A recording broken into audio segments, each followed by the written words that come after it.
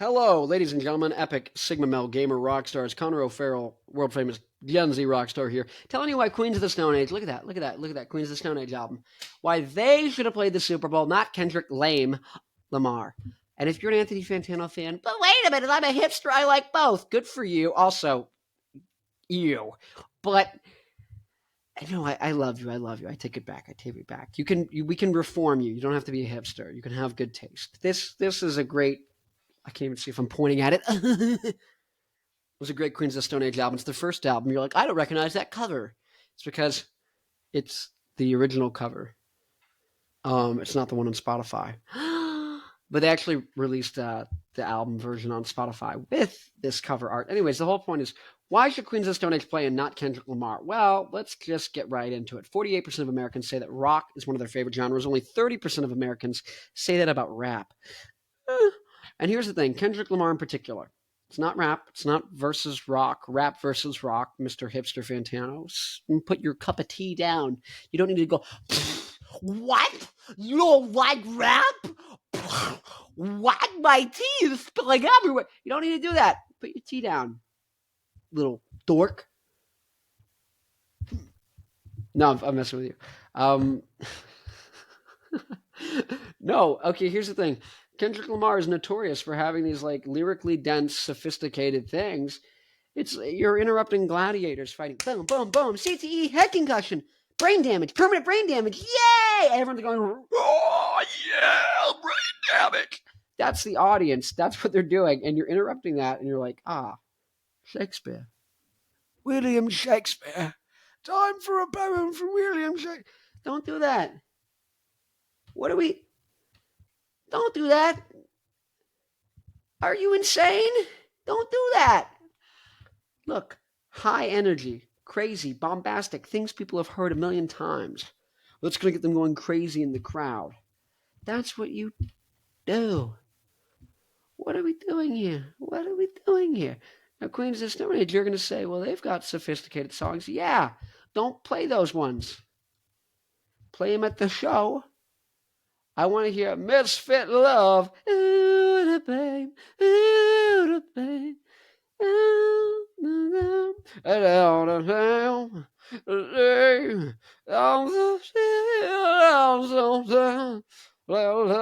Misfit Love. I want to hear deep cut, sophisticated things. Lonely and close, love me alive, down the love. I want to hear, like Clockwork songs, but I want to hear those at the show of Queens of the Stone Age because I like all the Queens of the Stone Age stuff. Now, not at the Super Bowl. Don't be Kendrick and bad at the Super Bowl because you're not supposed to do that at the Super Bowl.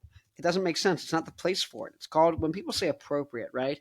They're like, well, swearing's inappropriate. You're like, yes, in a formal context in which you're trying to be polite and courteous and, and the audience can be people who are younger and older.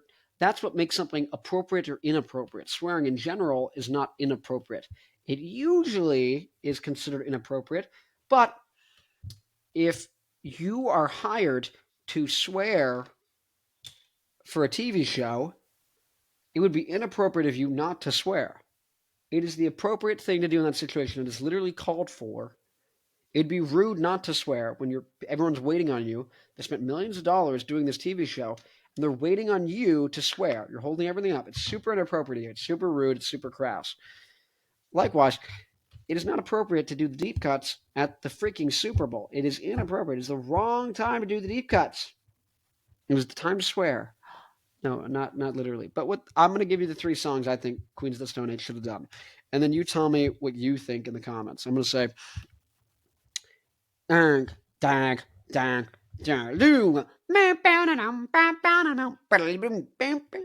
should go, we get 6 rules to follow. Follow that illness. It needs to be no one knows, and then needs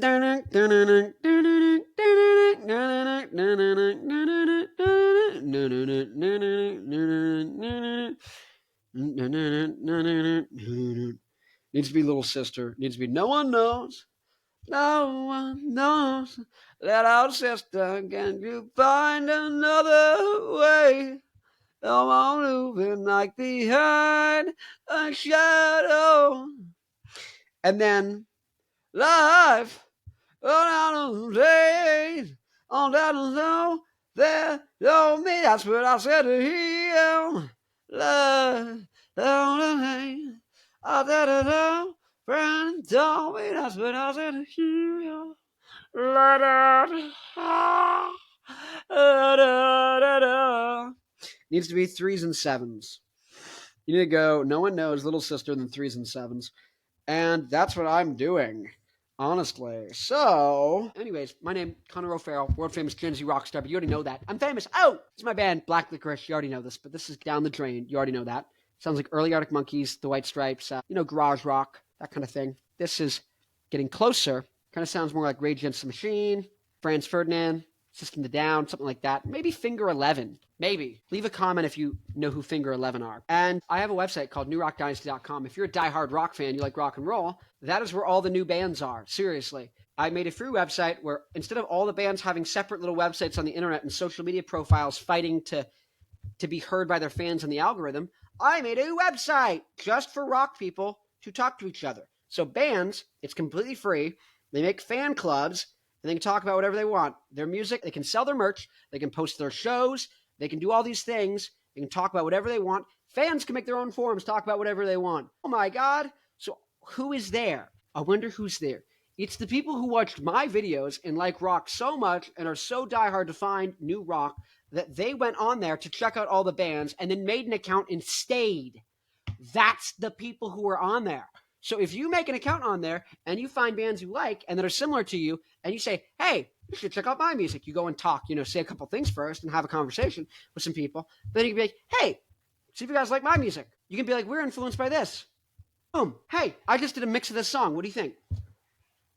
Boom. Oh, whatever. You know what I mean? Like, go on there. That's how you're going to find fans. Anyways, but if you want to find new music and you're a fan, go on there as well. Because the bands who are making music, who are so dedicated, they're like, I'm going to make a freaking account on this website. I don't care. I'm going to talk to everyone on this website because these are the diehard people. Those are the people who are going to make music. And even if they're just starting out and it's not like the production or whatever isn't there where you want it to be, they're the people who are going to get the production there and going to get the songwriting even better because they're the ones who care the most, okay? If you're a band, all it takes is 1,000 fans on newrockdynasty.com spending $100, whether it's on merch or tickets throughout the course of 360 days, that's whatever, 30 cents a day, on just random stuff from your band, and you make $100,000 a year if 1,000 people spend $100 in your band. So if you care about bringing back rock, Rick Beato doesn't, Fantano doesn't. They say they do, but they don't actually do anything. This is a solution. I'm 22. It's only going to continue to get bigger. I keep getting bigger and bigger guests on my podcast. I'm going to continue to do so. I'm going to continue to have people from newrockdynasty.com who have small bands on my podcast in between the big guests. When I'm having Dave Grohl on and Darren Malekin from System of a Down, in the middle is going to be you, so I can promote and bring back rock, and you can launch a podcast or whatever you want and get fans going to check out your music. That's the whole point. We need to have a rock ecosystem outside of the industry. Anyways, if you care about rock, you care about bringing things back, join now, because I am inevitable. We are inevitable. This whole group of people, the whole thing we're doing, you might not like me. You don't have to. It's strictly the right thing to do, and it will be done. I am doing it, and I will continue to do it. I'm losing money. I have no money. I spend $2,000 a year on this website minimum. I make no money. I make 2% off the merch. So if you sell a commemorative t-shirt for $40 of your band, I make 80 cents and you make $39.20. I make no money. Until, what is that? Like hundreds of thousands of dollars worth of purchases need to be going through on the website for me to break even. At least thousands, but hundreds to thousands. I'm not doing the math on this now. But all this is actually, there'd need to be $100,000 worth. So people would need to be making $100,000. Users of the site need to make $100,000 before I stop losing money. People on the site need to make $100,000 before I stop losing money. That is how much I care about rock. And I want people to stop losing. I want to stop losing money. Do I not? Of course I want to stop losing money, which means I want you and fans to spend at least $100,000 a year on the site so I stop losing money. Now you might say, why don't I go on Instagram and TikTok? Great, go there. But They can ban you at any time. They can stop showing you to people. The algorithm changes, you're screwed. You don't get to just see everything that's posted. Your fans don't get to see everything you're posting. On New Rock Dynasty, they do. How do you know who are your followers? You might have 2,000 followers on Instagram and only 30 people on New Rock Dynasty. The 30 people will actually come to your show. Those 2,000 won't. That's the point. Anyways, I need to make $100,000. You need to make $100,000 for me to break even. To break even. To not be losing money. I care. Rick Beato does not care. He says he cares. He sells you a guitar course. Guys, you can Google guitar lessons. You know this, right? You can Google them.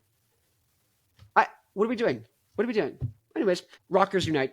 It's inevitable. I'm going to be rich and famous within like a month. It doesn't even matter. This is one of 8,000 videos. In this next video, I'm going to tell you why I think the White Stripes would have been an excellent choice to play the Super Bowl. Potentially even better than Queens of the Stone Age. I'm sorry I said it, but like, comment, subscribe. Yell at me now that I think that the White Stripes might be better than Queens of the Stone Age and more appropriate to the Super Bowl. Wow! Go check out the next video. By the way, rockers unite.